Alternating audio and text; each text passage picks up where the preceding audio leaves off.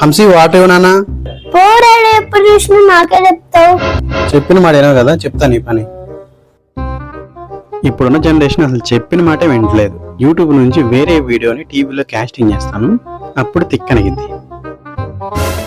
ఎందుకు మార్చావు డాడీ? అరే నేనేం చేయలేదురా. నాకు తెలుసు నువ్వు ఫోన్ తో మారుస్తావు. తెలిసిపోయిందా? ముందు ఫోన్ ఇవ్వు డాడీ. ఇదిగో